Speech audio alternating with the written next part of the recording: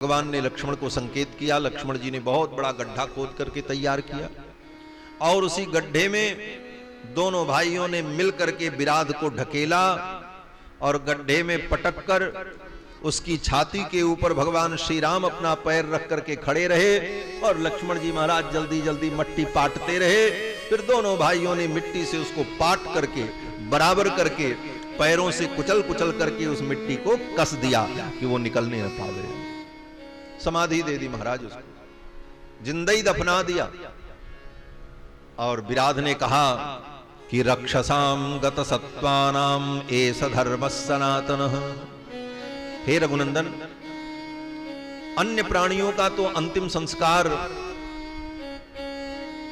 दाह से किया जाता है, उनको अग्नि संस्कार किया जाता है। राक्षसों का भी अग्नि संस्कार हो सकता है, कोई निषेध नहीं है, लेकिन राक्षसों के लिए एक विशेष नियम है कि उनको अगर दफन भी कर दिया जाए तो उनका कल्याण हो जाता है। स्वयं विराध ने कहा कि रक्षसाम गत सत्वानाम एस धर्मः सनातनः। मरे हुए राक्षसों के लिए यही धर्म है कि उनको दफन कर दिया जाए। इसीलिए आज भी जो राक्षस के वंशज के लोग हैं वो लोग दफन ही करते हैं, जलाने की परंपरा उनके यहां नहीं। वाल्मीकि में स्वयं विराध कह रहा है। इस प्रकार विराध का उद्धार करके भगवान वहां से आगे बढ़े, सरभंग मुनि के आश्रम में पहुंचे। सरभंग मुनि के आश्रम में जब पहुंचे तो सरभंग मुनि को लेने के लिए स्वर्ग से देवता लोग आए थे। दिव्य विमान लेकर के इंद्र आए थे और सब उनके द्वार पर खड़े थे कि ये स्वर्ग चलें। इतने बड़े पुण्यात्मा हैं सरभंग मुनि। लेकिन सरभंग मुनि ने उन देवताओं से कहा, अभी आप लोग खड़े रहो, अभी हम स्वर्ग नहीं चलेंगे। बोले क्यों? बोले दशरथ नंदन श्री राम आ रहे हैं, मेरे आराध्य प्रभु आ रहे हैं और वो मेरे आश्रम में आ जाएं, मैं उनका स्वागत कर लूं, उनका दर्शन कर लूं, तब मैं स्वर्ग चलूंगा। भगवान के दर्शन के लिए सरभंग मुनि रुके रहे। तस्य देव प्रभावस्य तपसा भावितात्मनः समीपे सरभंगस्य ददर्श महदद्भुतम्। सरभंग मुनि के सन्निकट राम जी ने देखा, इंद्र वरुण सब आकर के खड़े थे और सबकी अवस्था कितनी थी। भगवान कहते हैं, लक्ष्मण देखो, ये जो रथ खड़ा है ना, ये देवराज इंद्र का रथ है। ये सब जो दिव्य 25-25 वर्ष के युवा दिखाई पड़ रहे हैं, ये सब देवता हैं। राम जी ने दूर से लक्ष्मण को दिखाया। रूपम बिभ्रति सौमित्रे 25 वार्षिकम एतद्धि किल देवानाम वयो भवति नित्यदा। भगवान श्री राम कहते हैं, लक्ष्मण, देवताओं की आयु सदा 25 वर्ष की ही रहती है। वो 25 वर्ष से ज्यादा उनकी आयु कभी नहीं होती। वो बूढ़े नहीं होते, वो अधेड़ नहीं होते, उनके बाल नहीं झड़ते, इसीलिए तो देवता सदा वो 25 वर्ष के रहते। रूपम बिभ्रति सौमित्रे 25 वार्षिकम एतद्धि किल देवानाम वयो भवति नित्यदा। उनकी अवस्था सदा 25 वर्ष की रहती है। और तब तक भगवान पहुंच गए। देवता तो अंतर्हित हो गए क्योंकि लीला चल रही है, इसलिए देवताओं को अंतर्हित होना था। देवता अंतर्हित हो गए। भगवान सरभंग मुनि के आश्रम में आए। सरभंग मुनि को भगवान ने प्रणाम किया। सरभंग मुनि ने भगवान का आतिथ्य किया, स्वागत किया।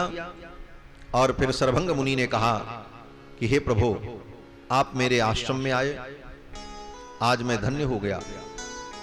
आप जैसे अतिथि को पाकर, अतिथि का पूजन करके अब मैं इस नश्वर शरीर को छोड़कर परम धाम जाना चाहता हूं। भगवान का आतिथ्य किया, समर्चन किया। और सरभंग मुनि ने कहा कि हे प्रभु, आप यहां से आगे जाएंगे। इह राम महातेजा सुतीक्ष्णो नाम धार्मिकः। आगे अगस्त मुनि के शिष्य महर्षि सुतीक्ष्ण का आश्रम है, आप वहां जरूर जाएंगे और उनका आप दर्शन करिएगा, वो आपका मार्गदर्शन करेंगे। इस प्रकार सरभंग मुनि ने कहा और फिर भगवान के सम्मुख ही सरभंग मुनि ने एक बड़ी चिता बनाई और उस चिता में वेद मंत्रों के द्वारा अग्नि की प्रतिष्ठा की। ततोग्निम च समाधाय हुत्वा चाज्येन मंत्रवत्, उस चिता में मंत्र के द्वारा अग्नि की प्रतिष्ठा करके आज्य की आहुतियां प्रदान की, घृत की आहुतियां प्रदान की और उसके बाद उस चिता की परिक्रमा करके सरभंग मुनि स्वयं उस चिता में बैठ गए। सरभंगो महातेजा प्रविवेश हुतासनम तस्य रोमाणि केशाश्च तदा बन्धर्महात्मनः। देखते देखते सरभंग मुनि का पूरा शरीर अग्निमय हो गया और फिर भगवान श्री राम कुमार लक्ष्मण और श्री जानकी जी ने देखा कि चिता के मध्य से, जलती हुई चिता के मध्य से सरभंग मुनि दिव्य रूप धारण करके, अलौकिक अद्भुत रूप धारण करके दिव्य धाम को जाने लगे आकाश मार्ग से। और सरभंग मुनि समस्त लोकों का अतिक्रमण करते हुए ब्रह्मलोक पहुंच गए। जब ब्रह्मलोक में पहुंचे, सपुण्य कर्मा भुवने द्विजर्षभः पितामहं सानुचरम ददर्शः। पितामह ब्रह्मा ने सरभंग मुनि का स्वागत किया। पितामहश्चापि समीक्षितं द्विजं नन्नन्द सुस्वागतमित्युवाच। ब्रह्मलोक में ब्रह्मा जी ने सरभंग मुनि का स्वागत किया, कहा नन्नन्द सुस्वागतमित्युवाच। ब्रह्मा जी ने कहा सुस्वागतम, आपका स्वागत ही नहीं सुस्वागतम। और फिर ब्रह्मा जी ने अपने लोक से आदर पूर्वक उनको विदा किया और फिर समस्त लोकों का अतिक्रमण करते हुए प्रकृति से परे भगवान का जो परम धाम त्रिपाद विभूति है, सरभंग मुनि त्रिपाद विभूति को प्राप्त हो गए। इसके बाद भगवान आगे चले, दंडकारण्य के गहन जंगलों में होते हुए सुतीक्ष्ण मुनि के आश्रम की ओर जा रहे हैं, पूछते हुए। जहां कहीं कोई महात्मा की कुटिया मिल जाए पूछ लेते सुतीक्ष्ण मुनि कहां हैं, तो लोग बताते इधर जाओ ऐसे जाओ। उन मुनियों को दर्शन देते हुए भगवान चले। अब आगे जाने पर और भी बड़े बड़े विलक्षण तपस्वी महात्माओं का दर्शन हुआ। कैसे कैसे तपस्वी महात्मा? महर्षि वाल्मीकि कहते हैं कुछ महात्मा तो ऐसे थे कि बैखानसाह, उनका नाम बैखानस था। वो एक दो नहीं थे, सैकड़ों की संख्या में, और वे सब जन्मजात तपस्वी हैं, ऋषि हैं। बोले ये कौन है? बोले ये ब्रह्मा के नख से उत्पन्न है, इसलिए इनका नाम बैखानस है।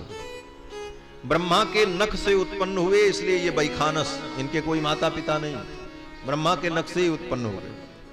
और बोले बाल खिल्याह, कुछ महर्षि ऐसे हैं जो ब्रह्मा के बाल से उत्पन्न हुए, रोम से उत्पन्न हुए, वो बाल खिल्ले हैं। संप्रक्षाला मरीचिपाह, कुछ महात्मा ऐसे हैं जो ब्रह्मा के चरण प्रक्षालन से उत्पन्न हुए, मरीचिपाह। और कुछ महात्मा ऐसे हैं तपस्वी जो केवल सूर्य भगवान की किरणों को ही पी करके तप करते, कुछ न खाते न पीते, भूख लगे तो सूर्य भगवान की ओर देख लेते और सूर्य भगवान की किरण को पी लेते। अस्मकुट्टाश्च बहवः पत्राहाराश्च तापसाः, कुछ महात्मा ऐसे तपस्वी अस्मकुट्टाश्च, खेतों में जाकर अन्न बीन करके ले आते। वो भी कैसा अन्न? बोले किसान जब अपनी फसल काट करके चले जाते हैं तो खेत में जो दाने गिर जाते हैं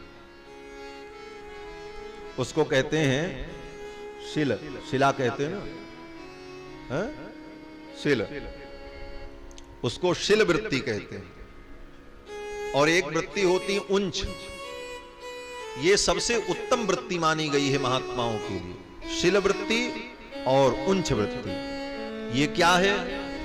बोले अपने जीवन निर्वाह के लिए न खेती करो, न दुकानदारी करो, न किसी से भीख मांगो, कुछ मत करो। जब किसान अपना खेत काट करके चला जाए, अपनी फसल उठा ले जाए, तो जो दाने पड़े हुए हैं, जो बालियां टूट करके गिर गई हैं, उन्हीं को बीन करके ले आओ और उन्हीं को साफ सुथरा करके रख लो जितना मिल जाए। अब जब गेहूं कटा तो बहुत खेत कटे, सब खेत में दिन भर बीनो और बीनने पे जितना मिले बटोर करके धो करके साफ करके उसी को रख लो, और जब तक अगली बार गेहूं ना आवे तब तक उसी से काम चलाना। इतना इतना खा लो और जियो। इसको कहते हैं शिल वृत्ति। और दूसरी उंच वृत्ति। उंच वृत्ति क्या है? बोले बाजार में जब व्यापारी अपनी दुकान लगाता है, चावल गेहूं के बोरे सब बाहर रख करके दुकान लगाया और दिन भर वो माल बेचा, तो बोरा में से निकालना, रखना, उठाना तो 2-4 दाने इधर उधर गिरते। जब शाम को दुकान बंद कर ले तो उसके दुकान के द्वार पर जाकर के झाड़ू लगा करके जो पड़े हुए अन्न के कण मिल जाएं उनको लाकर उससे अपने जीवन का निर्वाह करना, ये उंच वृत्ति है। इन दोनों वृत्तियों से जीवन निर्वाह करना, इसी को सिलोंच वृत्ति कहते हैं। शुक्ल यजुर्वेद में 18 परिशिष्ट में एक परिशिष्ट है सिलोंच परिशिष्ट। उसमें किस प्रकार तपस्वी को अपना जीवन निर्वाह करना चाहिए ये सब लिखा हुआ। तो ऐसे महात्मा थे, खेत में से अन्न बीन करके ले आते, अस्मकुट्टाश्च, और उसको किसी चक्की पर पिसाने भी नहीं जाना है, चक्की भी नहीं, अस्मकुट्टा, एक पत्थर रखकर दूसरे पत्थर से उसको कूट लेते ऐसे, और फिर उसे टूटे हुए अन्न को जैसे तैसे भिगो करके पानी में खा करके क्षुधा की निवृत्ति कर लेते और भजन करते। कुछ महात्मा ऐसे थे कि पत्राहाराश्च तापसाः, वो केवल पत्ता खा करके रखते, पत्ता खा लें और पानी पी लें, भजन करें। दंतो लूखलिनश्चैव, कुछ महात्मा ऐसे थे जो अन्न को कूटते भी नहीं थे, सीधे सीधे अन्न को ला करके मुंह में रख करके चबा लेते और पानी पी लेते और भजन करते। ऐसे महान तपस्वियों का दर्शन भगवान श्री राम ने किया। और फिर उन महर्षियों का दर्शन करते हुए भगवान आगे बढ़े। आगे गए तो देखते हैं बड़ा विशाल एक पर्वत दिखाई पड़ा, और वो पर्वत पत्थर का नहीं था, मिट्टी का भी नहीं था, हड्डियों का पर्वत था, मनुष्य की हड्डियों का पर्वत। भगवान ने देखा ये तो हड्डियां हैं। वहां जो महात्मा लोग थे, उन महात्माओं से भगवान ने पूछा ये हड्डियों का पर्वत? वे महात्मा रो पड़े। उन संतों ने कहा रघुनंदन, ये जितनी हड्डियां हैं ये सब ऋषि मुनि महात्माओं के शरीर की हड्डियां हैं। भगवान ने कहा इनका दाह संस्कार नहीं हुआ? दाह संस्कार में तो हड्डियां भी जल जाती हैं, ये हड्डियों का ढेर कैसे लग गया? तो महात्माओं ने कहा कि राक्षसों ने, निशाचरों ने भजन करने वाले उन तपस्वियों को मार मार करके उनका मांस खा लिया और हड्डियों के ढेर लगा दिया। ये सुनकर भगवान के नेत्र सजल हो गए। इन महात्माओं को, संतों को, मेरे भक्तों को इन असुरों ने इतना दुख दिया। जो महात्मा, जो संत खेत के गिरे हुए अन्न को लाकर खाकर भजन करते, जिनको दुनिया से कोई स्वार्थ नहीं, ऐसे महात्माओं को भी मार मार करके ये असुर खा गए। भगवान को बहुत क्रोध आया। निश्चर निकर सकल मुनि खाए, सुनि रघुवीर नयन जल छाए। निश्चर निकर सकल मुनि खाए, सुनि रघुवीर नयन जल छाए। निश्चर निकर सकल मुनि खाए, सुनि रघुवीर नयन जल छाए। निश्चर निकर। भगवान के आंखों में आंसू आ गए और भगवान ने उन मुनियों के सामने प्रतिज्ञा की, भगवान ने कहा, आज मैं दशरथ नंदन राम आप मुनि महात्माओं के मध्य में ये प्रतिज्ञा करता हूं कि इस पृथ्वी को मैं राक्षसों से हीन कर दूंगा। अब पृथ्वी पर कोई राक्षस नहीं बचेंगे जो कि मेरे भक्तों को सता सके। ऐसी कठोर प्रतिज्ञा भगवान ने की। निश्चर हीन करऊं मही भुज उठाई प्रण। भगवान ने प्रतिज्ञा की और सुतीक्ष्ण मुनि के आश्रम में भगवान रुके। सुतीक्ष्ण मुनि ने भगवान का स्वागत किया। इसके बाद सुतीक्ष्ण मुनि के आश्रम से होकर के भगवान फिर आगे बढ़े। यहां पर श्री सीता जी ने भगवान से कहा, प्रभु आपने असुरों के वध की प्रतिज्ञा जो की ये ठीक नहीं। पहले तो कुछ नहीं कहा, लेकिन बाद में आगे जाकर के सीता जी ने कहा, प्रभु आपने इन असुरों के वध का जो संकल्प लिया है ये ठीक नहीं। असुरों से आपकी कोई दुश्मनी नहीं, उनसे आपकी कोई शत्रुता नहीं, बिना वैरम च रौद्रता, उनसे कोई बैर नहीं, और आपने रौद्र रूप धारण किया, उन्हें मारने की प्रतिज्ञा कर ली, ये उचित नहीं। तो भगवान ने कहा, सीते मेरा किसी से बैर नहीं है और मेरा किसी से प्रेम नहीं, लेकिन जो मेरे भक्तों के बैरी हैं वो मेरे बैरी हैं, और जो मेरे भक्तों के प्रिय हैं वो मेरे प्रिय।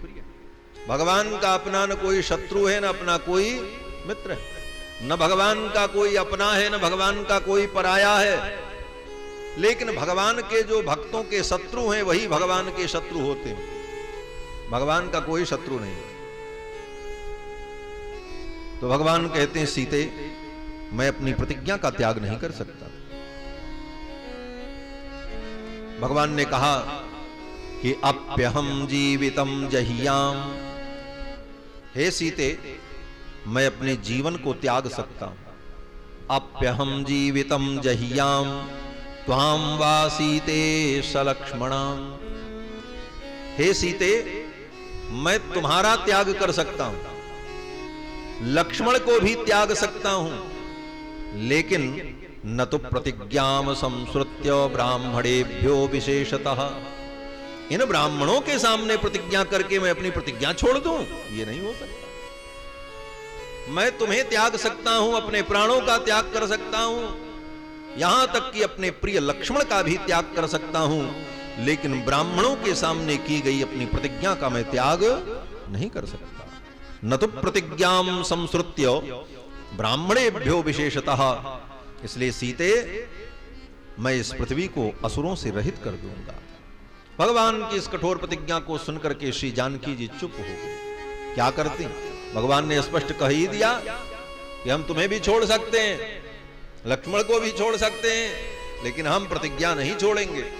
जब ऐसी बात आ जाए तो फिर अब समझाने का कोई रास्ता नहीं बचा। सीता जी मौन हो गई। फिर आगे भगवान चले जानकी जी को लेकर। श्री जानकी जी, लक्ष्मण, भगवान जब आगे बढ़े तो अब आगे भगवान चल रहे हैं, उनके पीछे जानकी जी चल रही हैं और जानकी जी के पीछे लक्ष्मण चल रहे हैं। आगे राम लखन पुनि पाछे, आगे राम लखन पुनि पाछे, मुनि बर बेश बने अति काछे, मुनि बर बेश बने अति पाछे, उभय बीच सिंह सोहई कैसी, उभय बीच सिंह सोहई कैसी, ब्रह्म जीव बिद माया जैसी, ब्रह्म जीव बिद माया जैसी। आगे राम लखन पुनि पाछे, आगे राम लखन पुनि पाछे, लखन पुनि पाछे, लखन आगे राम जी, पीछे लक्ष्मण और दोनों के मध्य में श्री जानकी जी। महर्षि वाल्मीकि भी यही कहते हैं कि अग्रत प्रययौ रामः, अग्रत प्रययौ रामः सीता मध्ये सुशोभना, पृष्ठतस्तु धनुष पाणिर्लक्ष्मणोनुजगामः। पीछे लक्ष्मण जी महाराज चल रहे हैं। ये कैसी झांकी बन गई? कहते हैं ये प्रणव की झांकी बन गई। प्रणव, प्रणव माने ओमकार। ओम इत्येकाक्षर ब्रह्म। ओम जो वेद का प्राण है, मूल है, प्रणव। उस ओम का स्वरूप क्या है? बोले ओम ब्रह्म का स्वरूप है। ओम इत्येकाक्षर ब्रह्म। और ओम 3 अक्षरों के संयोग से बनता है। ओम कोई स्वतंत्र अक्षर नहीं है। 3 अक्षरों के मिलने पर ओम बनता है, जो ऐसे लिखते हैं। 3 अक्षर कौन कौन? आ, उ और म। आ, उ, म तीनों मिलते हैं तो ओम होता है। आ और उ मिलकर के गुण होकर ओ हो जाता है। और म पीछे है, वो हल है, फिर वो तीनों मिलकर के ओम ऐसा बन जाता है। तो आ, उ, म ये 3 अक्षर, और यही 3 अक्षर राम लक्ष्मण जानकी का स्वरूप है। आ कौन है? बोले आ ही राम है। अकारार्थो विष्णुर्जगद उदय रक्षा प्रलय कृत। और मां कौन है? बोले मां लक्ष्मण है, क्योंकि वो सबसे पीछे है। मां सबसे अंत में रहता, ओम है। मां सबसे पीछे है, आगे राम जी, फिर जानकी, फिर लक्ष्मण। तो लक्ष्मण जी कौन है? बोले मां। और लक्ष्मण जी हैं कौन? बोले जीव है ना, जीवाचार्य है। इसलिए हमारे आचार्य कहते हैं कि मकारार्थो जीवस्तदुपकरणम वैष्णवमिदम, अष्टश्लोकी में। तो मकार जीव का स्वरूप है और अकार ब्रह्म का, परमात्मा का स्वरूप है। तो अकार ही भगवान राम है और मकार ही लक्ष्मण है। और उन दोनों के मध्य में श्री जानकी जी कौन है? बोले वही उकार है। उकारो नन्यार्हं नियमयति संबंधम अनयोः। अनयोः ब्रह्म जीवयोः। ब्रह्म जीव के संबंध को जोड़ने वाली जो बीच में है वो कौन है? ऊ है, वही सीता जी, वही सीता जी है। इसलिए हमारे यहां श्री जी को पुरस्कार स्वरूपा माना गया कि वही जीव को ब्रह्म से जोड़ने वाली, ब्रह्म और जीव के मध्य में दोनों को जोड़ने वाली श्री जी हैं। जीव को समझाती हैं, तुम निर्भय होकर के इनकी शरण में आ जाओ। और भगवान से कहती है, प्रभु आप अपना क्रोध छोड़ दो, क्यों इसके ऊपर नाराज होते हो? तो भगवान कहते हैं इसने पाप किया है, हम इसे दंड देंगे। और दंड देने के लिए भगवान क्रोध करते हैं, तो जीव भयभीत होकर के और भागता है भगवान से। तो जीव भयभीत होकर के भागता है और भगवान क्रोध करते हैं, इसलिए जीव और ब्रह्म को मिलना नहीं हो पाता। तो अब कौन इस काम को ठीक करे? इस बिगड़ी व्यवस्था को कौन सुधारे? तो ये काम श्री जी करती। श्री जी क्या करती? जीव से कहती तुम डरो मत, भाग के जाओगे कहां? सर्वत्र तो इन्हीं का शासन है, इसलिए भागने से नहीं बच पाओगे, तुम यहीं इनकी शरण में आ जाओ। जैसे नारद जी ने जयंत को कहा, देखा नारद विकल जयंता लाग दया कोमल चित संता। नारद जी ने यही कहा, तुम कहां कहां भागोगे? ब्रह्मधाम से ऊपर सब लोका, फिरा समृत व्याकुल भय शोका, काहू बैठन कहा न वो ही, रात को सकई राम कर द्रोही। कहां जाओगे? आना तो यही पड़ेगा। इसलिए अभी आ जाओ तो भागने की जो थकावट है उससे बच जाओगे, और जो समय बर्बाद होगा उससे भी बच जाओगे। इसलिए आ जाओ। तो श्री जी का यही कार्य है। श्री जी कहती तुम भागो मत, इनकी शरण में आ जाओ। और भगवान से कहती हैं, प्रभु आप क्रोध मत करो। भगवान कहते हैं इसने पाप किया, हम इसको दंड देंगे। श्री जी कहती है, महाराज दंड तो आप दोगे, लेकिन ये बताओ, आपके जितने गुण हैं वो गुण क्या निरर्थक भी होते हैं? भगवान ने कहा मेरे कोई गुण निरर्थक नहीं। भगवान के कोई गुण निरर्थक नहीं है, उनकी सार्थकता है। तो लक्ष्मी जी ने भगवान से कहा कि आपके जो अनेक गुण हैं उसमें करुणा, दया, क्षमा, कृपा, ये भी तो गुण है। भगवान ने कहा बोले ये तो निरर्थक है। भगवान ने कहा नहीं नहीं, मेरे कोई गुण निरर्थक नहीं, मेरे सब गुण सार्थक हैं। लक्ष्मी जी ने कहा आपके ये गुण सार्थक कब होते हैं ये बताओ। लक्ष्मी जी ने कहा आपके करुणा, दया, कृपा, क्षमा जैसे गुण सार्थक कब होंगे? बोले जब कोई दीन होगा, कोई हीन होगा, कोई पापी होगा, दुरात्मा होगा, तब ना आप उसके ऊपर दया करोगे।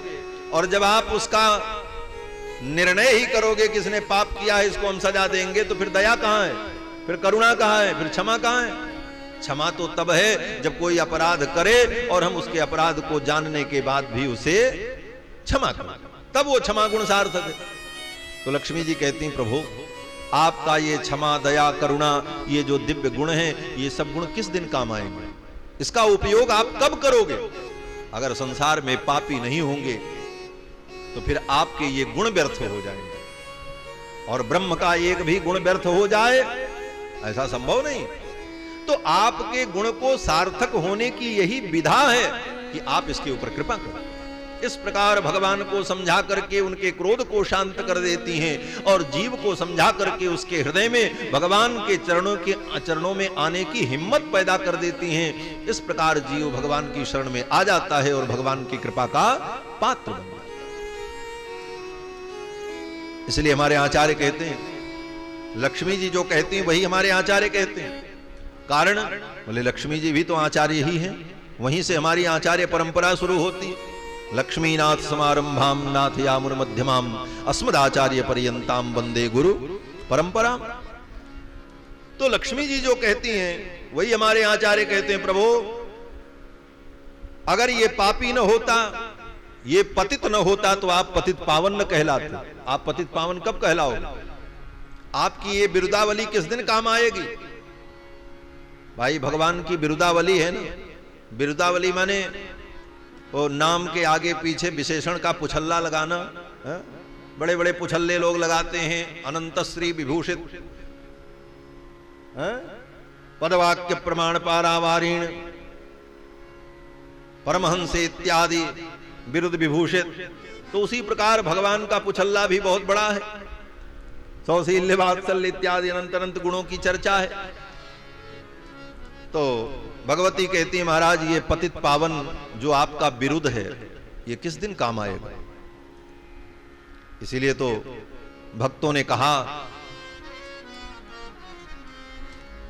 कि हे प्रभु दीन दयाल बिरदु संभारी हरहु नाथ मम संकट भारी। आप अपने दीन दयाल बिरुद को संभालिए। अगर आप दीन के ऊपर दया नहीं करेंगे तो फिर आप दीन दयाल भी नहीं रहेंगे, आप पतित पावन भी नहीं रहेंगे। काहे को आप पतित पावन होगे जब पतितों को पावन नहीं करोगे? तो हमारे आचार्य कहते हैं कि हे प्रभु मेरे जैसा पापी आपकी शरण में आया, यही नियति है। विधि निर्मितम एतद अन्वयम, विधि निर्मितम एतद अन्वयम, विधि निर्मितम एतद अन्वयम भगवन् पालयमास्म जीहपः। मेरे जैसा अपराधी आपको नहीं मिलेगा और आपके जैसा मुझे स्वामी नहीं मिलेगा। तो जीव और ब्रह्म के बीच में माध्यम की भूमिका बनने वाली श्री जी वही उकार है। उकार माने उ, तो अकार माने अ, उकार माने उ, मकार माने म। तो अ उ म यही ब्रह्म का स्वरूप है। अ राम जी, उ सीता जी और म लक्ष्मण जी। आगे राम अनुज पुनि पाछे, मुनिवर वेश बने अति काछे। उभय बीच सी सोहति कैसी, ब्रह्म जीव बिच माया जैसी। ये उनका स्वरूप। यहां पर माया का अर्थ ये बंधन कारिणी माया नहीं जो गोस्वामी जी कहते हैं। उभय बीच सी सोहति कैसी और ब्रह्म जीव बिच माया जैसी। तो माया माने ये माया नहीं जो बंधन का कारण होती है। जिस माया की निंदा की गई वो माया सीता जी नहीं है। माया की तो निंदा है, माया बड़ी खराब है, माया महाठगिन में जाना। लेकिन सीता जी को भी माया कहा। बोले तो कौन माया है? बोले माया का दो अर्थ है, माया दंभे कृपायांच।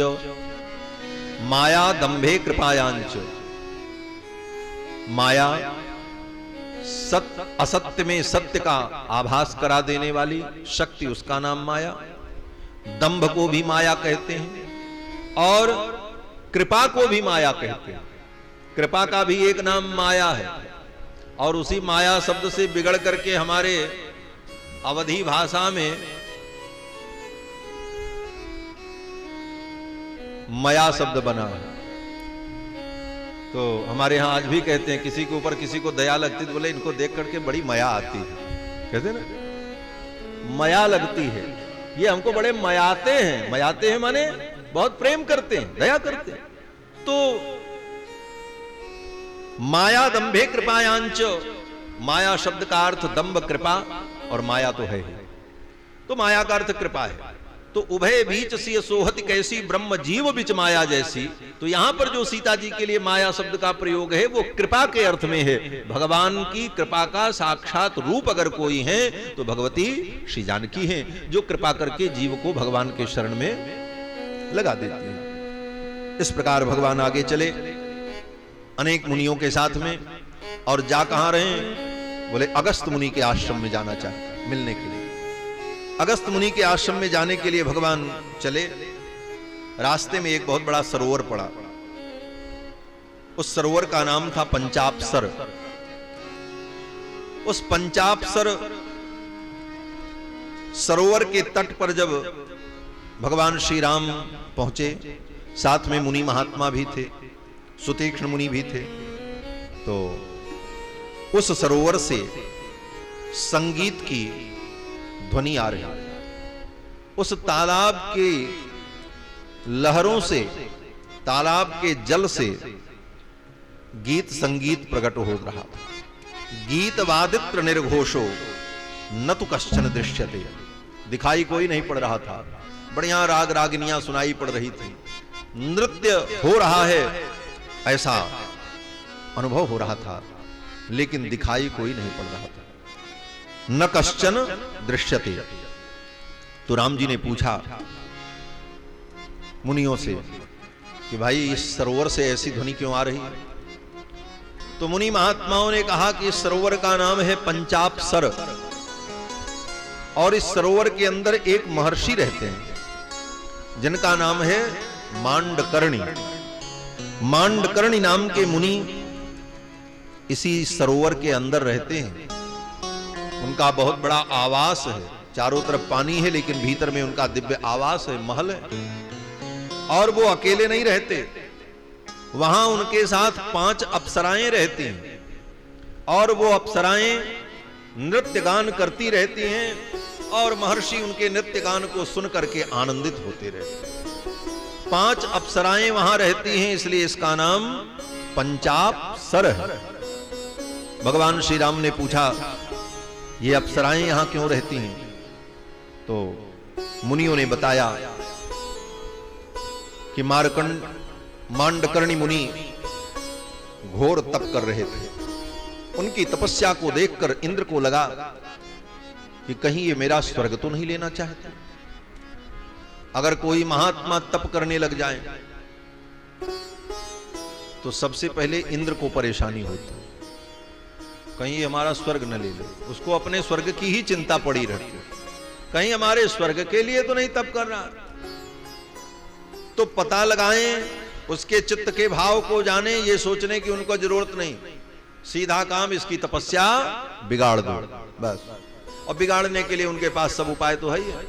भेज दिया 2-4 अप्सराओं को, जाओ गाओ बजाओ नाचो गाओ बिगाड़ो, महात्मा की बुद्धि भ्रष्ट करो। अप्सराएं आ जाती और वो उनके तप को भंग कर देते। इंद्र ने भेज दिया। गोस्वामी तुलसीदास जी महाराज कहते हैं कि किसी की तपस्या को देख करके इंद्र को लगता है कि ये मेरा राज्य लेना चाहता है, जबकि उन महात्माओं को, ऋषियों को इंद्र के राज्य से कोई मतलब नहीं। लेकिन फिर भी इंद्र को लगता है कि ये हमारा राज्य लेना चाहता है। तो ये तो इंद्र का भ्रम है। कैसा भ्रम? बोले सूख हाड़लय भाग सठ निरख स्वान मृगराज।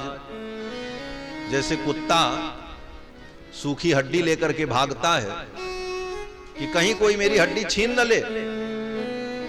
एक कुत्ता सूखी हड्डी को लेकर के दांत से चबा रहा था और उस हड्डी से तो कुछ निकल नहीं रहा था, तो उसी के दाढ़ से खून निकलने लगता और उसी को चाट करके वो अनुभव कर रहा था कि इसी में से रस निकल रहा।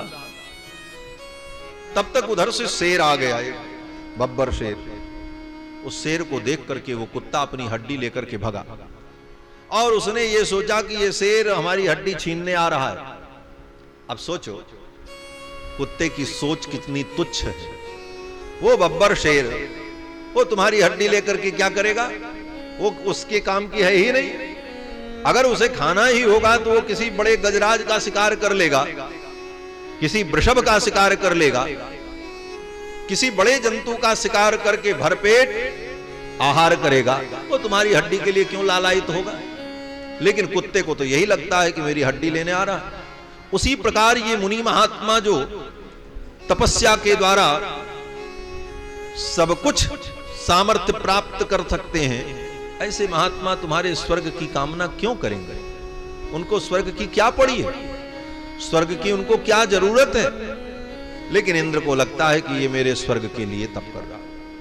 तो इंद्र अप्सराओं को भेज करके उनकी तपस्या को बिगाड़ दिया। मांडकर्णी मुनि भी तप कर रहे थे। इंद्र ने 5 अप्सराओं को भेजा और 5 अप्सराएं आईं और अपने गीत संगीत हाव भाव के द्वारा महर्षि को विचलित कर दिया। उनकी तपस्या नष्ट हो गई।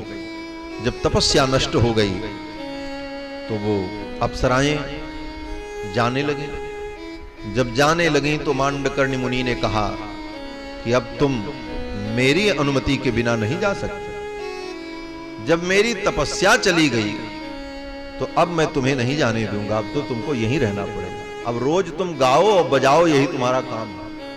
और फिर उनको रोक दिया। अब जाए तो कैसे? सब डर गई कि महात्मा है, शाप दे देंगे।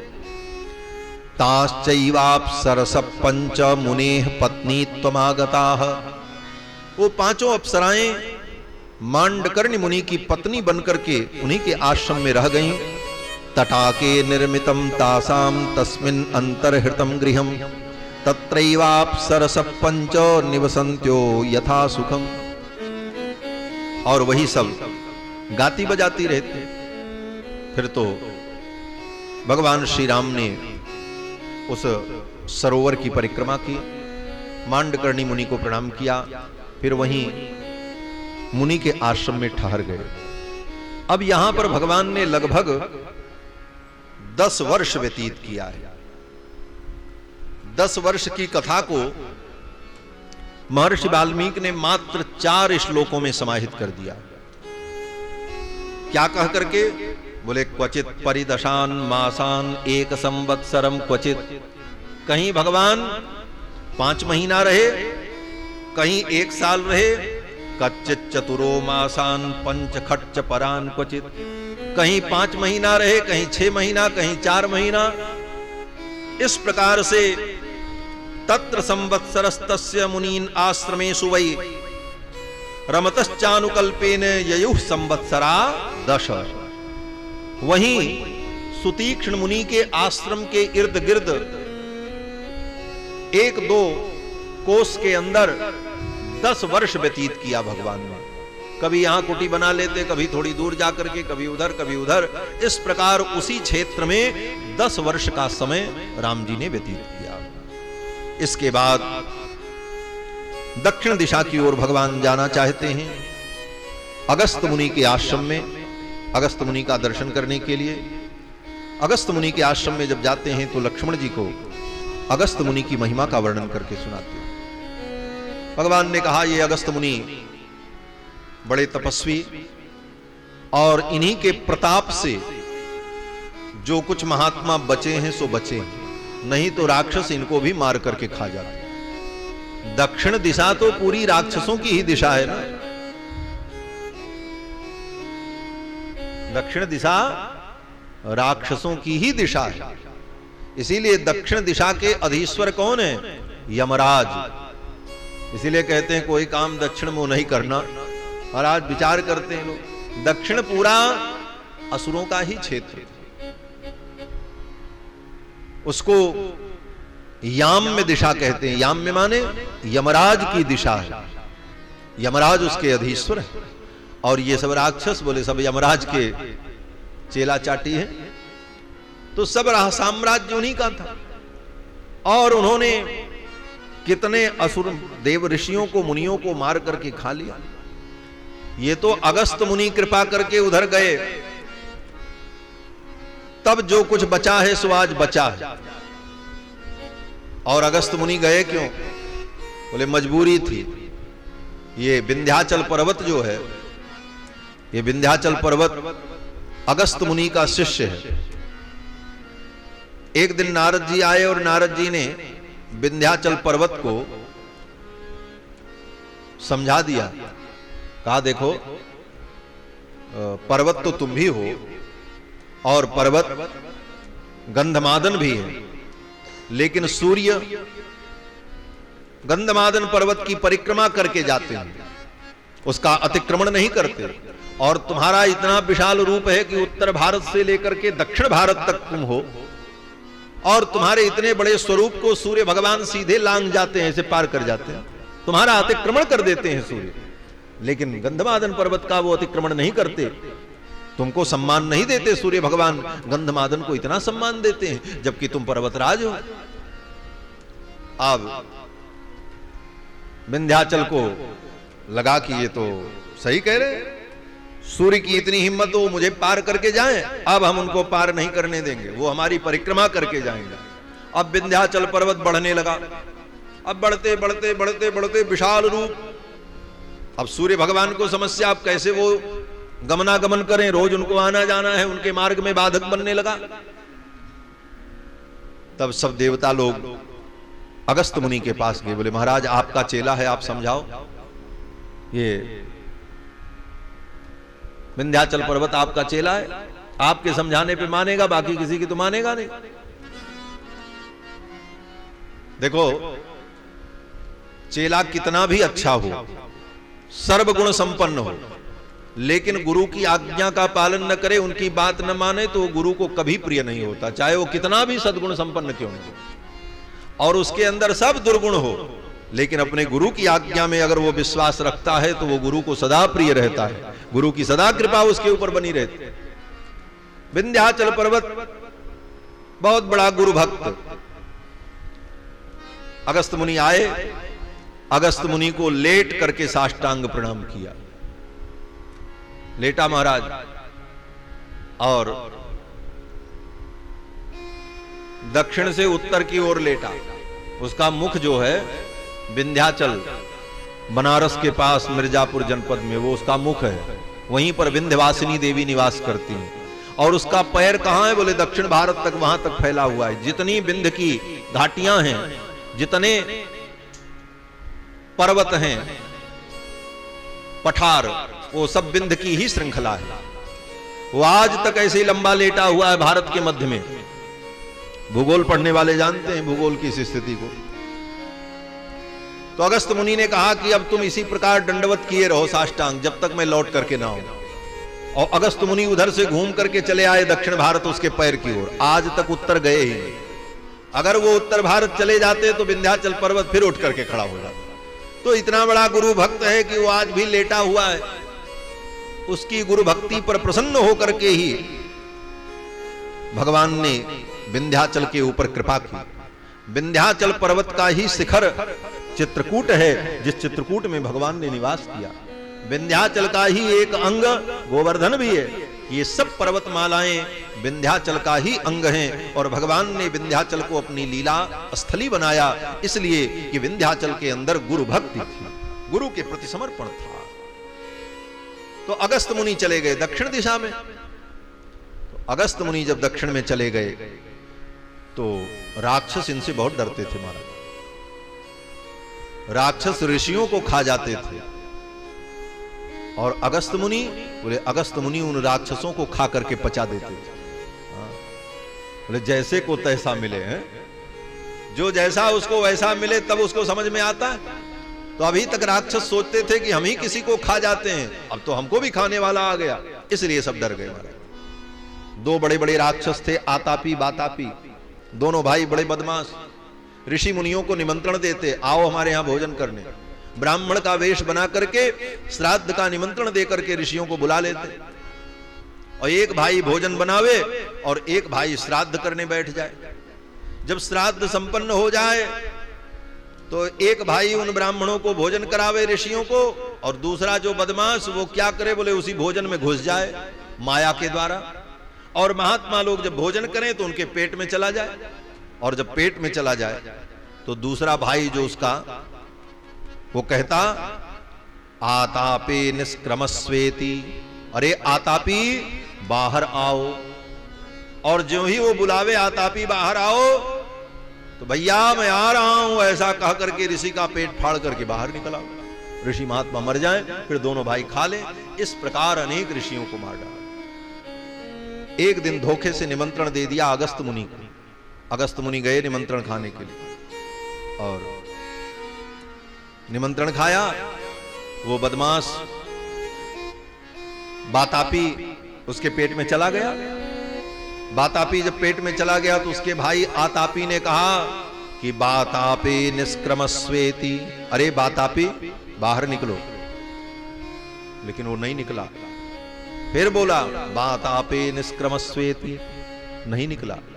तो अगस्त मुनि ने अपने पेट पर हाथ फेरा और कहा कि अब बातापी निकलने वाला नहीं है, उसको तो हमने पचा दिया, अब तुम भी चले जाओ अपने भाई के पास, इतना ही प्रेम है। अब तो भगा वहां से उसका भाई आतापी। ज्यों ही भगा तो अगस्त मुनि ने अपने दिव्य तेज के द्वारा उसका भी वध कर दिया, उसे भस्म कर दिया। इस प्रकार जब आतापी बातापी को महर्षि अगस्त ने समाप्त कर दिया तो बाकी जितने राक्षस थे वो सब दक्षिण दिशा की भूमि को छोड़ करके और दक्षिण भागने लगे। कुछ तो समुद्र में चले गए। जब समुद्र में गए तो अगस्त मुनि ने कहा आप कहां जाओगे, जाके समुद्र में छिप गए सब पानी में। तो अगस्त मुनि ने कहा यहां भी तुम नहीं बच पाओगे। अगस्त मुनि ने समुद्र में हाथ लगाया और पूरा समुद्र ही आचमन कर गए, पी गए, पानी ही सुखा दिया। समुद्र का सारा पानी खत्म। अब बेचारे कहां जाएं, फिर भागे। अंत में उनने शरणागति कर ली। बोले महाराज अब मैं कोई अपराध नहीं करूंगा, हमें क्षमा करो। तो अगस्त मुनि ने कहा ठीक है, जाओ जाकर के लंका में जहां तहां निवास करो। इस प्रकार अगस्त मुनि के भय से वे असुर भाग गए। ऐसे महान महर्षि अगस्त्य और दक्षिण दिशा में रह करके उन्होंने द्रविड़ संस्कृति का विस्तार किया। जो आज इतिहास में हम लोग पढ़ते हैं आर्य और द्रविड़, लोग कहते हैं आर्य बाहर से आए, द्रविड़ यहां के मूल निवासी थे। ऐसा कुछ नहीं है, ये सब इतिहासकारों की कोरी कल्पना है और गपाष्टक का पुलिंदा है। ये भारत में आर्य ही सब हैं, जो द्रविड़ हैं वो भी आर्य ही हैं। उनको भी आर्य कहा जाता है, अनार्य नहीं कहा जाता। हां, द्रविड़ इसलिए कहा जाता है कि उस देश का नाम द्रविड़ है और उस देश की संस्कृति का नाम द्रविड़ है, लेकिन वहां के रहने वाले ब्राह्मण क्षत्रिय वे सब आर्य ही कहलाते हैं। और वहां की संस्कृति जो है उस संस्कृति का विस्तार भी अगस्त मुनि के द्वारा हुआ है। द्राविणी भाषा, द्राविड़ स्थापत्य कला और द्राविड़ की परिपाटी वो सब अगस्त मुनि की देन है। इसीलिए दक्षिण दिशा को अगस्त दिशा भी कहते हैं। जैसे दक्षिण दिशा का एक नाम है यम दिशा, दूसरा नाम दक्षिण दिशा, तीसरा नाम अगस्त दिशा। अगस्त मुनि वहां रहते हैं इसलिए उस दिशा का नाम अगस्त दिशा भी। अगस्त मुनि की महिमा का वर्णन भगवान श्री राम ने लक्ष्मण को सुनाया और फिर अगस्त मुनि के आश्रम में पहुंचे। अगस्त मुनि से भेंट हुई, चरणों में प्रणाम किया, मुनिवर ने आशीर्वाद दिया और बहुत लंबी वार्ता हुई। अगस्त मुनि ने कहा रघुनंदन अब आप यहीं निवास करो। यहां से थोड़ी दूर पर पंचवटी है गोदावरी के तट पर, और वहीं आप आश्रम बना करके रहो, यहां सब प्रकार की सुविधा होगी। और अगस्त मुनि के कहने पर भगवान श्री राम ने पंचवटी में आश्रम बनाया। पंचवटी में गृद्धराज जटायु से भगवान की भेंट हुई। गृद्धराज जटायु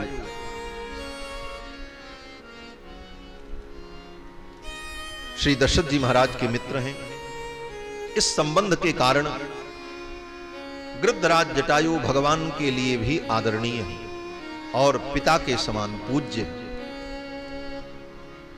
गृद्धराज जटायु ने कहा, रघुनंदन, यहीं पंचवटी में तुम निवास करो, यहां कोई असुविधा नहीं होगी, पास में मैं भी रहता हूं। तुम कहीं जाओगे कंदमूल फल लेने के लिए, लक्ष्मण भी कहीं जाएंगे, तो मैं सीता की रक्षा करता रहूंगा और यहां सुखपूर्वक आप निवास करो। भगवान ने पंचवटी में आश्रम बनाया। लक्ष्मण जी से पूछा कि लक्ष्मण, आश्रम कतरस्मिन्नो देशे भवति सम्मतः। भगवान ने कहा कि आश्रम कतरस्मिन्नो देशे भवति सम्मतः। हे लक्ष्मण, कहां पर आश्रम बनाया जाए? गोदावरी के तट पर कौन सा ऐसा स्थल सुंदर है जहां पर कुटी का निर्माण किया जाए? तो लक्ष्मण जी ने कहा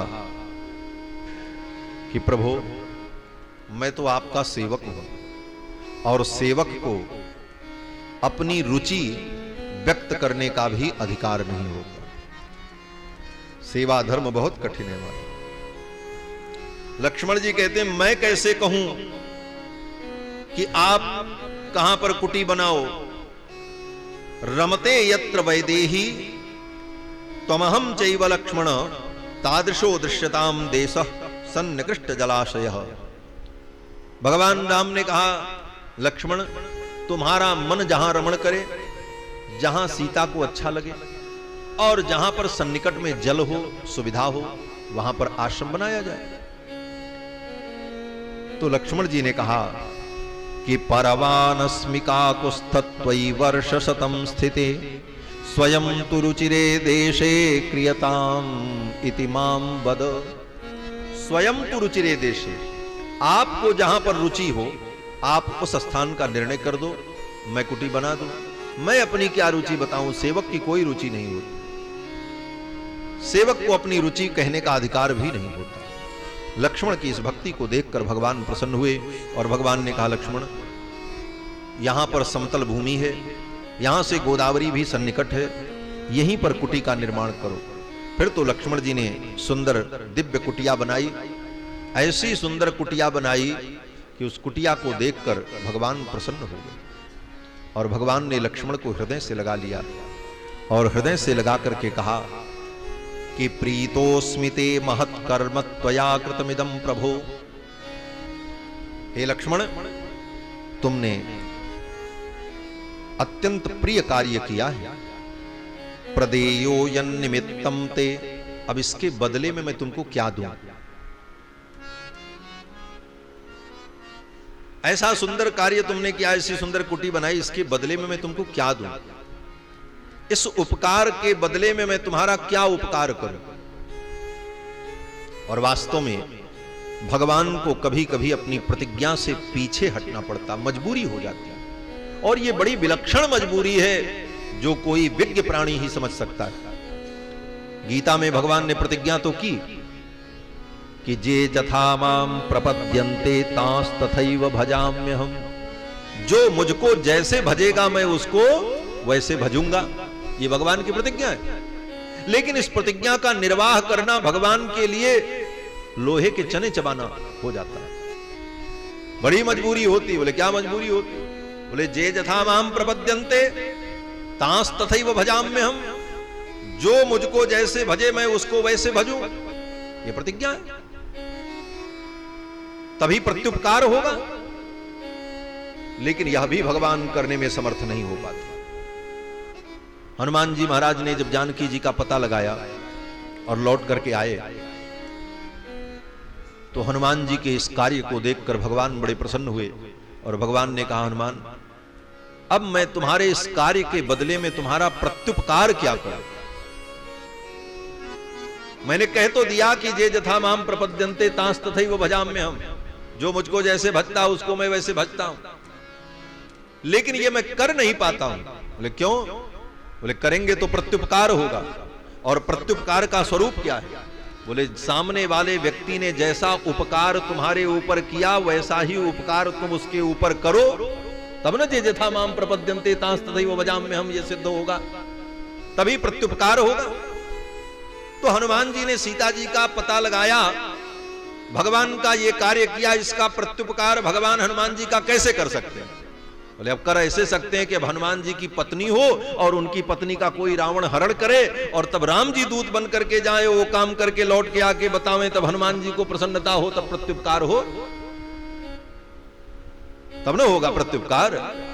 प्रत्युपकार माने जैसा उपकार उसने किया वैसा ही आप उसकी प्रति, इसीलिए कहते हैं प्रतिलिपि कहा जाता है ना, तो प्रतिलिपि माने ठीक वैसा।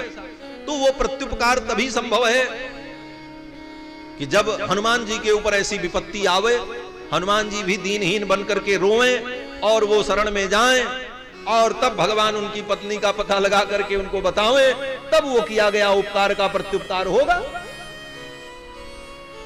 बोले भगवान के लिए संभव है, कर सकते हैं। क्यों? बोले भगवान सर्वसमर्थ है, वो ऐसी माया रच दे कि हनुमान जी का भी विवाह हो जाए, और फिर ऐसा कोई रावण पैदा हो जो हनुमान जी की पत्नी का हरण करे, और फिर भगवान दूत बन करके जाए। ये तो संभव है, हो सकता है, लेकिन भगवान करते नहीं। क्यों?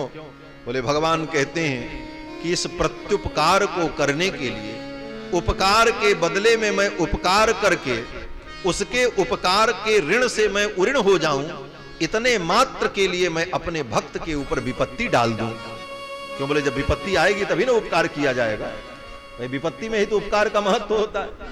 तो मेरे भक्त के ऊपर विपत्ति आवे और वो विपत्ति में रोए, और तब हम उसका उपकार करें, और तब उपकार करने के बाद कहें भाई तुमने मेरे साथ जैसा किया था हमने भी वैसा कर दिया, अब कोई कर्जा नहीं रहा। तो भगवान कहते हैं ये मैं नहीं चाहता, मैं अपने भक्त को कष्ट दूं अपने को उऋण करने के लिए। भक्त वत्सल ठाकुर कहते हैं मैं उऋण ही नहीं होऊंगा, मैं सदा सदा के लिए अपने भक्त का ऋणी ही रहूंगा, इसी में हमारी भलाई। भगवान कहते मैं ऋणी ही बन करके रहूंगा, प्रत्युपकार करहु का तोरा, सन्मुख होय न सकत मन मोरा। इसीलिए भगवान प्रत्युपकार नहीं करते। लक्ष्मण जी ने सेवा की तो भगवान ने भी यही कहा कि प्रदेयो यन निमित्तम ते, तुमने जो किया है, प्रीतोस्मिते महत् कर्म त्वया कृतमिदं प्रभो, प्रदेयो यन निमित्तम ते, इसके बदले में मैं तुमको क्या दूं? इसका प्रत्युपकार मैं नहीं कर सकता लक्ष्मण, इसका प्रत्युपकार तब होगा कि तुम बड़े भाई बनो, मैं छोटा भाई बनूं, और तुम्हारे साथ ये परिस्थिति आवे और मैं सेवक बन करके तुम्हारे लिए कुटिया बनाऊं, तब ना ये प्रत्युपकार होगा। इसलिए भगवान कहते हैं कि मैं इस ऋण से उऋण नहीं होना चाहता, और मैं प्रत्युपकार भी नहीं कर पाऊंगा। हां ये जरूर है कि मैं अपने आप को ही तुम्हें दे देता हूं, मैं तुम्हारा हूं और मैं अपने आप को ही तुम्हें दे रहा हूं। ऐसा कह करके भगवान श्री राम ने लक्ष्मण को हृदय से लगा लिया। एस सर्वस्व भूतों में परिस्वंगो, ये परिस्वंग है, परिस्वंग माने हृदय से लगा लिया। लक्ष्मण जी महाराज को भगवान हृदय से लगा करके कहते हैं प्रदेयो यन निमित्तम ते परिस्वंगो मया कृतः, ये मैं तुमको अपना परिस्वंग, परिस्वंग माने आलिंगन, खड़े होकर उठकर लक्ष्मण को हृदय से भगवान लगाते हैं। हृदय से लगाने का मतलब क्या होता है? इसका मतलब समझो, बिना राम कथा सुने इसका मतलब आदमी नहीं समझ सकता। कुछ लोग बिना मतलब के ही कुछ काम कर डालते हैं।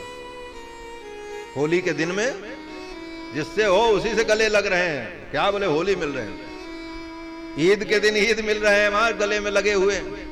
लेकिन ये गले लगने का मतलब क्या है? बिना मतलब ही के कर डालते हैं, मतलब समझते ही नहीं। इसका मतलब होता है हम जिसके गले लग रहे हैं, हम अपने आप को उसको दे रहे हैं। अब हमने अपने आप को उसे दे डाला, ये इसका तात्पर्य है। इसीलिए भगवान वाल्मीकि रामायण में कहते हैं एस सर्वस्व भूतों में परिस्वंगो हनुमतः। हनुमान जी ने जब जानकी जी का पता लगा करके समाचार सुनाया तो भगवान ने कहा हनुमान अब मैं इसके बदले में तुमको क्या दूं? धन संपत्ति वैभव स्वर्ग आदि दूंगा, वो सब वस्तुएं कम होंगी, लेकिन सकल ब्रह्मांड अनंत अनंत सृष्टि सब मेरे अंदर है और मैं अपने आप को ही तुमको दे रहा हूं हनुमान, अब मैं तुम्हारा हूं। हनुमान जी के भगवान हो गए। कहते हैं ना, सुमिर पवन सुत पावन नामू अपने बस करी राखे रामू। जो हमारा हो जाता है वो हमारे बस में रहता है। जो हमारे बस में है वही ना हमारा है, और जो हमारे बस में नहीं वो हमारा कहां से हो सकता है? भाई कोई वस्तु हमारे बस में है, बस में मतलब हमारे हाथ में, हम जो चाहें इसका उपयोग करें, तब वो वस्तु हमारी है। तो भगवान को भी हनुमान जी ने अपने वश में कर लिया। सुमिर पवन सुध पावन नामू अपने बस करी राखे रामू। तो हनुमान जी को भगवान ने अपने आप को दे डाला। उसी प्रकार यहां पर लक्ष्मण जी को भी भगवान ने अपने आप को दे डाला। प्रदेयो यन्निमित्तम ते परिश्वंगो मया कृतः। अब भगवान पंचवटी में निवास करते हैं। कथा तो बहुत है, अभी तो अरण्य कांड में ही है, लेकिन आगे की कथा का केवल हम अब संकेत ही कर पाएंगे। सारी कथाओं का व्याख्यान तो संभव नहीं है। इसके बाद वर्णन आता है कि भगवान लक्ष्मण के सहित, सीता जी के सहित गोदावरी में स्नान करने गए। शरद ऋतु थी। गोदावरी में स्नान करते समय ठंडी लगने लगी। जब ठंडी लगने लगी तो लक्ष्मण जी ने भगवान श्री राम से कहा, प्रभु यहां दक्षिण देश में गोदावरी नदी में स्नान करते समय हम लोगों को इतनी ठंडी लग रही है, तो उत्तर भारत में तो बड़ी कड़ाके की ठंडी पड़ती। उत्तर की ठंडी तो हड्डी हिला देने वाली होती है। दक्षिण में तो ठंडी पड़ती ही नहीं। दक्षिण के लोग कमर में कपड़ा बांध करके 12 तिलक लगा करके दिन भर घूमते हैं, सोचते ऐसे सब जगह होता, उत्तर भारत में रहना पड़े तब पता चले कि एक जब ठंडी पड़ती है महाराज, सब 12 तिलक बिगड़ जाता है। और वो भी प्रयाग जैसे क्षेत्र में गंगा के तट पर माघ के महीने में हम लोग 1 महीने रहते हैं, स्वामी जी इत्यादि सब खूब आनंद होता है, लेकिन वो भी एक अलग आनंद है। और इस बार तो प्रयाग में अर्ध कुंभ है और उत्तर प्रदेश सरकार ने उसको महाकुंभ के रूप में आयोजित करने का विधान रचा है। 10 जनवरी 2019 से 20 फरवरी 2019 तक 40 दिन तीर्थराज प्रयाग में कुंभ का पर्व होगा, अर्ध कुंभ, और बड़े बड़े धार्मिक आयोजन होंगे। अपना भी शिविर वहां पर लगेगा और 10 जनवरी से 20 फरवरी तक 40 दिन प्रयाग में ही हम लोग रहेंगे और विविध धार्मिक आयोजन होंगे। जो लोग उस धार्मिक आयोजन में सम्मिलित होना चाहें, कथाएं भी होंगी, अष्टोत्तर शतकथा भी है और यज्ञ का कार्यक्रम भी होगा, क्योंकि प्रयाग की भूमि है। प्रयाग का मतलब ही है प्रकृष्ट यागो भवति यत्र, जहां पर अनेक यज्ञ हुए हैं, इसीलिए उसका नाम प्रयाग है। इलाहाबाद तो बाद में नाम पड़ा। तो प्रयाग का मतलब जहां पर यज्ञ की प्रधानता रही। तो कुंभ के अवसर पर अपने शिविर में यज्ञ का भी आयोजन होगा, क्योंकि कुंभ है, प्रतिवर्ष तो नहीं हो पाता, लेकिन कुंभ में तो अर्ध कुंभ और कुंभ में यज्ञ का आयोजन हो। तो जो कोई व्यक्ति यज्ञ का यजमान भी बनना चाहे, प्रयाग में यज्ञ में यजमान बनकर वहां उस पवित्र कार्य में सम्मिलित होना चाहे, वह भी संपर्क कर सकता है। और भी विविध सेवाएं रहेंगी, भंडारा, भोज, संत सेवा और आए हुए अतिथियों की सेवा, अनेक प्रकार के धार्मिक प्रकल्प चलेंगे। जिसको जिस प्रकार की सेवा करनी है वो लोग संपर्क कर सकते हैं और सभी आमंत्रित हैं प्रयाग कुंभ के लिए। उसका भी पत्रक सबको प्राप्त होगा, सूचनाएं प्राप्त होंगी। तो आइए विषय वस्तु की ओर। मैं निवेदन कर रहा था कि उत्तर में इतनी ठंडी पड़ती, लक्ष्मण जी कहते हैं कि जब दक्षिण में इतनी ठंडी पड़ रही है कि गोदावरी में स्नान करने में इतनी समस्या है, तो अयोध्या में भैया भरत कैसे स्नान करते होंगे। कथम तो पर रात्रेषु सरयूम अवगाहते पद्मपत्रे क्षणश्याम श्रीमान निरुदरो महान। लक्ष्मण जी कहते हैं कि भैया भरत, ऐसी ठंडी में कैसे सरयू में स्नान करते होंगे। और इतना कहते कहते लक्ष्मण जी ने भरत जी की प्रशंसा करते करते मां कैकेयी की थोड़ी आलोचना कर। और आलोचना क्या थी? बोले आलोचना यही थी कि लक्ष्मण जी ने कहा कि संसार में जो ये ख्याति है कि पिता का गुण बेटी में आता है और मां का गुण बेटे में आता है। मां के अधिकतम गुण बेटे में होते हैं और पिता के अधिकतम गुण बेटी में होते हैं। लेकिन इस लोक की कहावत को, इस उक्ति को भरत ने गलत सिद्ध कर दिया। भरत के अंदर मां के एक भी गुण नहीं आए, पिता के ही सारे दिव्य गुण आए। लक्ष्मण जी ने यही कहा। अब इस वाक्य में मां कैकेयी की कोई निंदा बहुत नहीं है। यहां पिताजी की प्रशंसा और भरत की प्रशंसा प्रधान है। लेकिन संकेत अगर देखा जाए तो कैकेयी की निंदा का भी प्रसंग आ जाता है, ज्यादा नहीं, थोड़ा। लक्ष्मण जी ने केवल इतना ही कहा कि मां के एक भी गुण भरत में नहीं आए, पिता के ही सारे दिव्य गुण आए। इस प्रकार लक्ष्मण का कहना क्या था कि भगवान श्री राम गंभीर हो गए और राम जी ने कहा लक्ष्मण, नतेम्बा मध्यमाता तो गर्हितव्या कदाचन। कल मैंने कथा सुनाई थी कि भगवती कैकेयी के हृदय को, उनके भाव को भगवान ही जानते हैं और भगवान के हृदय के भाव को कैकेयी जानती है। दुनिया कुछ भी कहे कैकेयी जी को, लेकिन भगवान ने कभी मां को दोष नहीं दिया।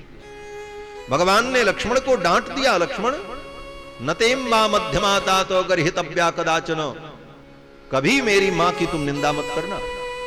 अगर तुम मुझे प्रसन्न देखना चाहते हो तो आज नहीं, कभी भी गर्हितव्या कदाचन, आज के बाद कभी मेरे सामने मेरी मां कैकेयी की आलोचना मत करना। लक्ष्मण जी तो चुप। लक्ष्मण जैसे अनन्य सेवक को भगवान ने डांट दिया, तुम मेरी मां के विषय में ऐसा कहते। लेकिन भगवान सच्चे स्वामी महाराज, स्वामी का स्वभाव क्या होना चाहिए? सांसत करि पुनि करहि पसाऊ तात स्वामी कर सहज स्वभाव। स्वामी का स्वभाव क्या होता है? स्वामी तो हर व्यक्ति बनना चाहता है कि हमारे अंदर प्रशासनिक क्षमता हो, सब मेरी आज्ञा माने, हम स्वामी बने, हम मालिक बने, सब मेरे सेवक हों। लेकिन स्वामी का गुण भी अपने अंदर विकसित करना चाहिए। स्वामी का गुण क्या है? बोले सांसत कर पुनि करहि पसाऊ। अगर तुम डांटने का अधिकार रखते हो तो समय आने पर उसका दुलार भी करो, उसे प्यार भी दो। डांट दिया तो डांट दिया, फिर स्वयं बुला करके उसको हृदय से लगाओ, उसे प्यार दो। ये स्वामी का स्वभाव है। सांसत करि पुनि करहि पसाऊ तात स्वामी कर सहज, तात प्रभुन कर सहज स्वभाव। स्वामी का यही स्वभाव होता है। तो भगवान तो सच्चे स्वामी, इसलिए भगवान का स्वभाव लक्ष्मण को डांट दिया। और तुरंत डांटने के बाद भगवान कहते हैं लक्ष्मण,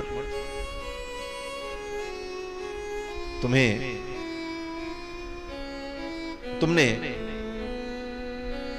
मेरे भरत की चर्चा की, वो चर्चा मुझे बहुत प्रिय लगी, और सुनाओ। अब प्रेम से बोलने लगे। पहले तो डांट दिया और फिर कहते हैं तमेवाक्षुनाथस्य भरतस्य कथाम कुरु। मेरे भरत की कथा सुनाओ, मेरे भरत का चरित्र सुनाओ। भरत स्नेह समतप्ता बालशी क्रियते पुनः। भरत का नाम तुमने लिया, अब तो मेरा हृदय बार बार भरत का ही स्मरण कर रहा है और भरत के स्नेह से मेरा हृदय तप्त हो रहा है। मेरे हृदय को शांत करने के लिए मेरे भरत की चर्चा मुझे सुनाओ लक्ष्मण। रो पड़े भगवान और लक्ष्मण को हृदय से लगा करके कहते हैं कदा ह्यजम समेष्यामि भरतेन महात्मना वो समय कब आएगा कि मैं अयोध्या चलूंगा। ये 14 वर्ष की अवधि पूर्ण होगी और मैं अयोध्या जाकर, अयोध्या पहुंचकर अपने भाई भरत को देखूंगा, उनको हृदय से लगा सकूंगा। शत्रुघ्नेन च वीरेण त्वया च रघुनंदन, हे लक्ष्मण तुम भी साथ रहोगे और हम सब एक भाई एक साथ मिलेंगे, वो समय कब आएगा। ऐसा कह करके भगवान रो पड़े। भगवान लक्ष्मण जी महाराज भगवान के भाव को समझ गए। स्नान करके भगवान श्री राम कुमार लक्ष्मण और जानकी तीनों कुटिया में आए और कुटिया में विराजमान हुए। लक्ष्मण जी कुछ कुछ करने लगे। भगवान श्री राम अपनी कुटिया के द्वार पर बैठे थे, बगल में जानकी जी बैठी थी और कुछ धार्मिक चर्चा हो रही थी। पौराणिक कथा, पुराणों का वृत्तांत भगवान जानकी जी को सुना रहे थे। तब तक रावण की बहन शूर्पणखा आ गई। शूर्पणखा रावण के बहिनी, शूर्पणखा रावण के बहिनी, दुष्ट हृदय दारुण जसैनी, दुष्ट हृदय दारुण जसैनी, पंचवटी सो गई एक बारा, पंचवटी सो गई एक बारा, देख विकल भई जुगल कुमारा, देख विकल भई जुगल कुमारा, देख विकल भई। रावण की बहन शूर्पणखा कहीं से घूमती हुई आ गई, भगवान को देखकर व्याकुल हो गई और शूर्पणखा ने आकर के भगवान से कहा कि आप मुझसे विवाह कर लो, आप बड़े सुंदर हो। तोसम पुरुष न मोसम नारी, आपके जैसा कोई पुरुष नहीं होगा और मेरी जैसी दुनिया में कोई स्त्री नहीं होगी। ये जोड़ी बहुत अच्छी होगी, आप मुझसे विवाह कर लो। भगवान श्री राम ने कहा देखो मैं तो विवाह कर चुका हूं, कृतदारोस्मि भवती भार्येयम दयिता मम, ये मेरी भार्या मेरे बगल में बैठी हैं, मैं तो कृतदार हूं। हां मेरे भाई लक्ष्मण अगर विवाह करना चाहें तो उनसे तुम कर लो। तो तुरंत लक्ष्मण जी के पास आ गई। लक्ष्मण जी ने देखा एक क्षण में जिसने अपना निर्णय बदल दिया, अभी राम जी को चाह रही थी, अब मेरे पास आ गई। तो जो 1 मिनट में अपने संकल्प को बदल सकती है वो कभी भी मुझे छोड़ के जा सकती है, फिर कोई अच्छा लगेगा उसके पास चली जाएगी। तो ऐसी स्त्री से विवाह करने में कोई सुख नहीं है। लक्ष्मण जी ने कहा कि तुम मुझसे विवाह मत करो, तुम उन्हीं के पास जाओ।